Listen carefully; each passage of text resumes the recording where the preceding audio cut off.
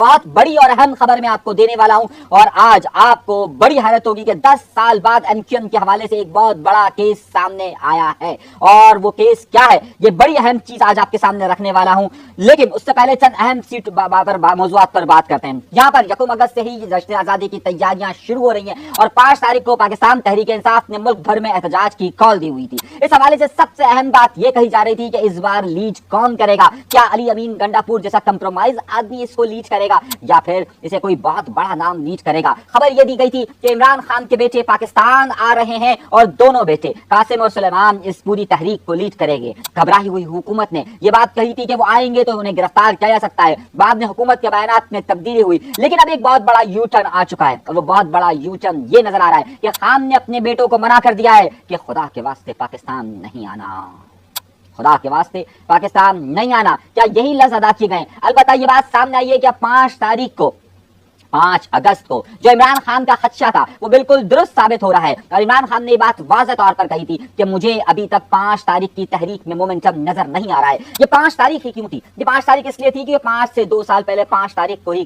عمران خان کو گرفتار کیا گیا تھا اور اسی لیے 5 تاریخ کو اس حوالے سے شدید احتجاج کرنا تھا. لیکن خود تحریک انصاف کے اندر جھگڑوں کے بعد یہ فیصلہ کیا گیا تھا کہ اب خان کے بیٹے آ کر یہاں پر قیادت کریں گے. لیکن خان نے پہلے کہہ دیا تھا کہ ان کا مومنٹم نظر نہیں آ رہا ہے اور اب یہ واضح طور پر نظر آ رہا ہے کہ خود علی امین گنڈا پور بھی کے پی کے اندر یعنی کہ جہاں ان کی حکومت موجود ہے وہیں پر صرف احتجاج کریں گے اور کہیں پر بھی احتجاج نہیں ہوگا. پنجاب کے مختلف ڈسٹرکٹ کے اندر اب وہ علاقائی سطح پر ہوگا احتجاج. کراچی شہر میں بھی احتجاج کی تیاریاں کی جا رہی ہیں. اس حوالے سے ایکسکلوسیو اس دن کیا خبریں ہوں گی ہم آپ کو ہر جگہ سے بتائیں گے کہ معاملہ کہاں پر اور کس طریقے سے پہنچا ہے. لیکن بڑی خبر یہ ہے کہ اب خان کے بیٹے نہیں آ رہے یا خان نے خود انہیں منع کر دیا ہے.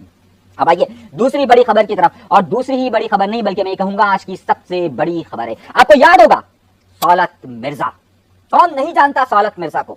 وہ سہولت مرزا کے جسے ایم کیو ایم کا ڈائی ہارٹ کارکن کہا جا رہا تھا. وہ سہولت مرزا کے جس کے متعلق خالد موجودہ ایم کیو ایم یعنی کہ خالد مقبول صدیقی نے یہ کہا تھا کہ ہمارے ایک ہی کیس میں یہ فیصلہ ہوا ہے اور یہ غلط ہوا جس کو سہولت مرزا قرار دیا. ایم کیو ایم لندن سہولت مرزا کو اپنے بڑے قریب تصور کیا کرتی تھی اور کرتی ہے. سہولت مرزا ایم کیو ایم کا ایک بہت بڑا نام تصور کیا جاتا ہے جسے پھانسی کی سزا کا حکم جو دیا گیا تھا وہ شاہد حامد قتل کیس میں دیا گیا تھا. وہ شاہد حامد قتل کیس کے جس میں جو کے ای ایس سی جو اب کراچی الیکٹرک سپلائی کارپوریشن ہے جو اب کے ای بن چکی ہے اس کے سربراہ تھے.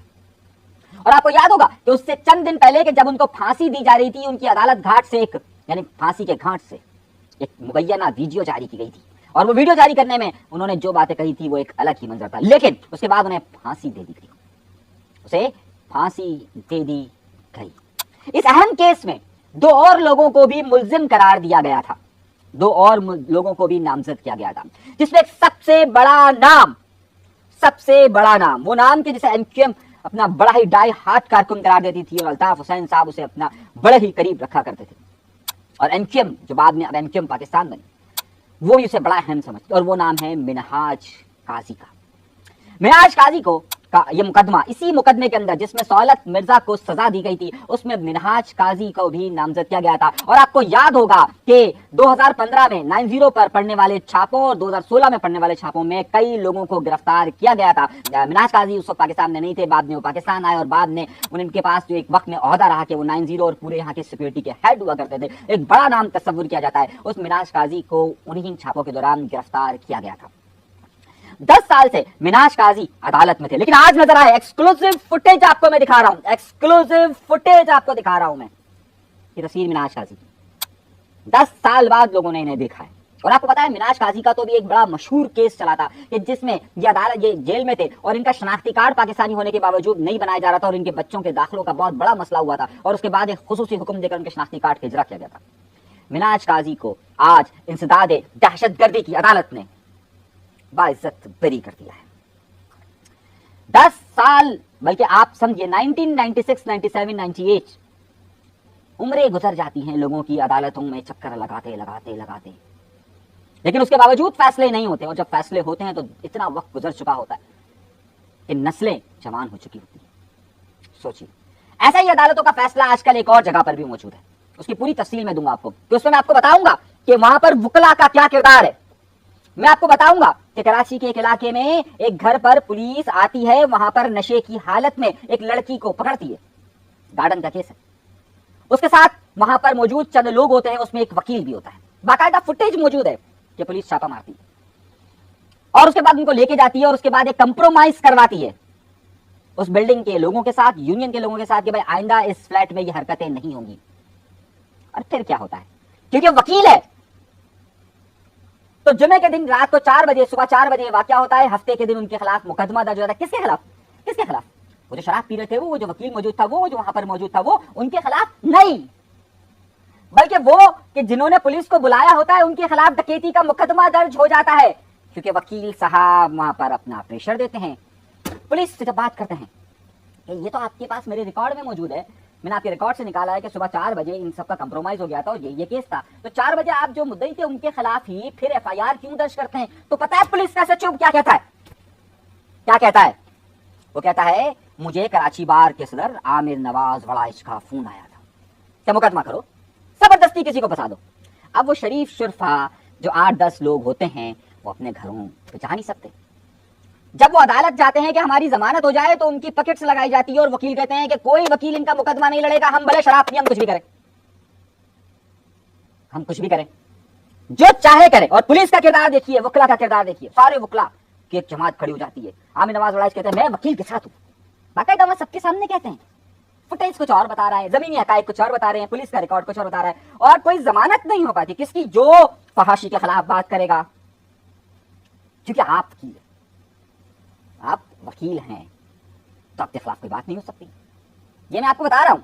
अब आप इस शहर के अंदर घूमिए, मैं आपको 10 केस ऐसे दे सकता हूं कि ये बात इन्होंने बाकायदा पास कर दिया बाहर में कि अगर कोई वकील कुछ भी करे वो मुद्दई होगा तो उसके सामने कोई और वकील खड़ा ही नहीं हो सकेगा। कैसा निजाम है ना। शाबाश पाकिस्तान, शाबाश इंसाफ के ताबेदारों, शाबाश। जो शरीफ आदमी हो वो घरों से गायब हो जाए और जिस पर इल्जाम हो वो घूमता रहे। मैं कहूंगा सबसे, ये जजों से, ये वकला से कि अपने नाम की लाज रखिए। इस केस के पूरे शवाहिद मेरे सामने मौजूद हैं, इस पर मैं एक अलग व्लॉग करूंगा और मैं आपको पूरी तफसीलात बताऊंगा। तो न छेड़ मलंगानू, होंगे आप कोई बहुत बड़े बार के सरबराह, होंगे आप वकील, लेकिन जब इस शहर के आम शहरियों पर चाहे जुल्म और सितम कोई भी कर रहा हो, बर्बरियत कोई भी कायम करे, मैं उन सब लोगों की तस्वीरें, टेलीफोन कॉल्स का रिकॉर्ड, पुलिस का रिकॉर्ड सब सामने रखने वाला हूं, सब कुछ। और अगर कोई रोक सकता है तो रोक के दिखा दीजिएगा, जरूर करूंगा। आइए आगे चलते हैं। मिनाज काजी साहब को बरी कर दिया गया। एमक्यूएम की तारीख के हवाले से ये बहुत बड़ा फैसला तस्वुर किया जा रहा है। एमक्यूएम के ऐसे बेतहाशा कारकुनान इस वक्त जेलों के अंदर मौजूद हैं जिनके ऊपर 10-10, 12-12 साल से मुकदमात चल रहे हैं, लेकिन उनके फैसले नहीं हो पा रहे हैं। कई के खिलाफ शवाहिद मौजूद नहीं है, लेकिन तारीख पर तारीख उन्हें मिलती रहती है। आखिर इन मामला का हल कब मुमकिन होगा? आइए, लेकिन दूसरी तरफ एक और कहानी भी हुई है। दूसरी तरफ आज बराह रास्त सवाल पूछा गया एक शख्स से कि ये बताओ कि तुम्हारा एस्टैब्लिशमेंट तो तुम्हें लाउंज नहीं कर रही है। ये सवाल किससे पूछा गया? ये सवाल किससे पूछा गया और उसने क्या जवाब दिया? मैं नहीं बता रहा आपको, खुद देखिए कि उसने क्या जवाब दिया है। कि जब उससे पूछा कि तुम्हें कहीं एस्टैब्लिशमेंट तो लाउंज नहीं कर रही है, जवाब सुनिए। एक ये इल्ज़ाम है कि एस्टैब्लिशमेंट मुझे लॉन्च करा रहे, ये झूठ है ऑब्वियसली। मुबैना तौर पर एक और बयान भी मुख्तलिफ लोगों की तरफ से आया, लेकिन मुझे मिला नहीं है कि उसमें आफाक अहमद साहब की तरफ से कहा गया कि असल भुट्टो मैदान में आ रहा है, देखते हैं। ये मुझे अभी बयान मिला नहीं है, लेकिन किसी ने कहा कि बयान आया है, लेकिन मुझे मिला नहीं है। आपको मालूम होगा कि एमक्यूएम जो अल्ताफ हुसैन साहब के साथ की वो उस वक्त एमक्यूएम थी, वो शहीद भुट्टो मुर्तजा भुट्टो के बड़े करीब तस्वुर की जाती रही है, बड़े करीब तस्वुर की जा रही है। अब ये देखना है कि एमक्यूएम लंदन भी जुल्फिकार जूनियर को सपोर्ट करती है या नहीं करती है, वेलकम करती है या नहीं करती है, या उनकी सियासत आगे क्या होगी।